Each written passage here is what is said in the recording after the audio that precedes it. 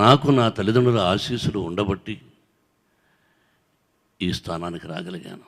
రెండు జతల బట్టలు కారు షెడ్లో ఉండేవాడిని.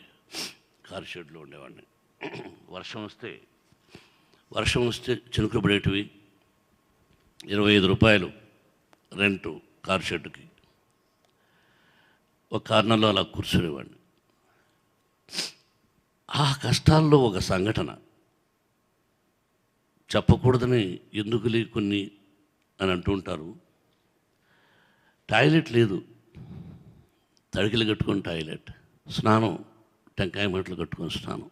25 రూపాయలు రెంట్ కట్టలేదని ఆ ఇంటి ఓనర్ 3 మాసాలుగా నువ్వు రెంట్ కట్టలేదు అడిగేది. చిన్న పాత్ర, 2-3 పాత్రలు, వాటిలో బియ్యం తెచ్చి వండుకునేవాడిని. అంటే విలేజ్ నుంచి బియ్యం, అక్కడెక్కడైనా కొంచెం చింతపండు, రసం పెట్టుకోవడం, కలుపుకోవడం. 3 మాసాలుగా రెంట్ ఇవ్వలేదని మార్నింగ్ సినిమా వేటకు వెళ్ళాను అసిస్టెంట్గా. సాయంత్రం వచ్చాను. భోజనం వండుకుందామని ఒక పాత్ర తీస్తే దానిలో ఒక బ్యాడ్ స్మెల్. ఏమిటని చూస్తే టాయిలెట్ కూర్చోన్నారు. ఆవిడ కిటికీ నుంచి చూస్తుంది. రెంట్ ఇవ్వలేదని ఆ పాత్రలో టాయిలెట్ కూర్చునింది ఆవిడ. అప్పుడైనా ఖాళీ చేస్తాడని అది కడిగి ఆ రాత్రి పస్తుండి నెక్స్ట్ డే మళ్ళీ అదే పాత్రలో వండుకొని భోంచేసిన వాడిని. భగవంతుని ఆశీస్సులు, మన 2 రాష్ట్రాల తెలుగు ప్రజల ఆశీస్సులు,